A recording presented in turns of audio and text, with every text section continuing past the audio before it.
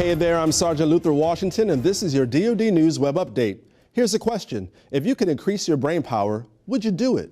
Air Force Technical Sergeant Nathan Perry is here to tell us how some new advances in the field of science can increase alertness, attention to detail, and the ability to focus. To answer your question, yes, of course I would, because this is all sorts of awesome. Scientists at the Air Force Research Laboratory in Ohio are using a brain stimulation process to help airmen whose jobs require some serious brain power.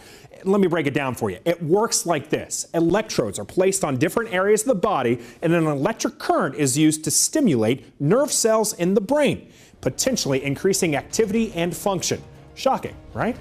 To find out more about this amazing discovery, go to the Air Force TV YouTube page.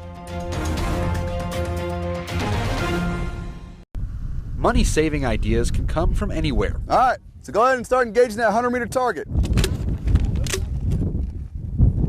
Even a vacant lot. Perfect.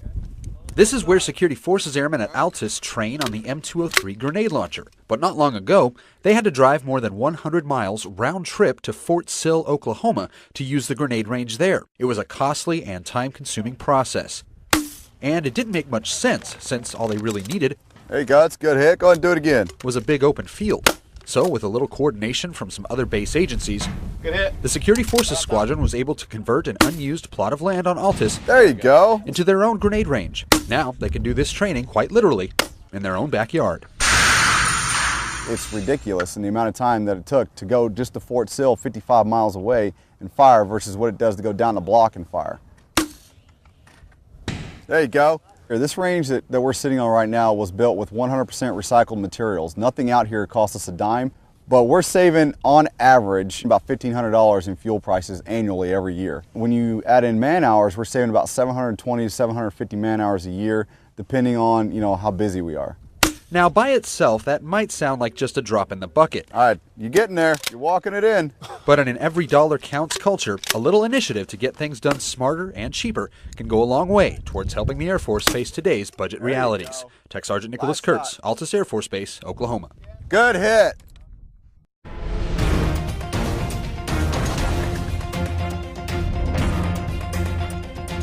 I'm Petty Officer Lori Bent, and this is your DoD News Update. Secretary of Defense Ash Carter delivered his congratulations to the first women to successfully complete the Army's Elite Ranger School. The two women were among the 96 soldiers who are now eligible to wear the Ranger tab. Secretary Carter says it is a huge credit for anyone to endure the intense training and curriculum, and describes both women as trailblazers. Recent graduates will be leaders of our Army, of our force of the future, and like every Ranger serving today, they'll help lead the finest fighting force the world has ever known. Secretary Carter noted that a review and determination of the policies concerning women in ground combat roles will be conducted by the end of 2015.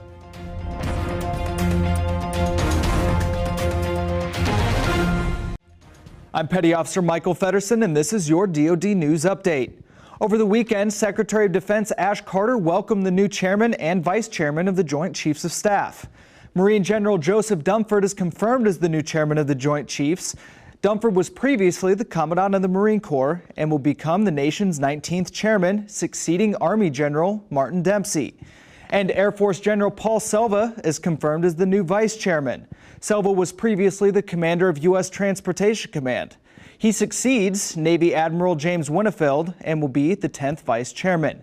Secretary Carter says he is looking forward to closely working with the new defense leaders and that the Department of Defense will benefit greatly from their years of operational experience and strategic perspective. Pre-deployment training for airmen is changing in a big way. Starting October 1st, the new Expeditionary Readiness Program promises to reduce training time by more than 50%. Streamlined changes include allowing airmen to test out of some computer-based training, moving from an 18-month to a 36-month training cycle that matches Air Expeditionary Force or AEF cycles, and giving pre-deployment training credit for like training in areas where airmen have already completed similar qualifications.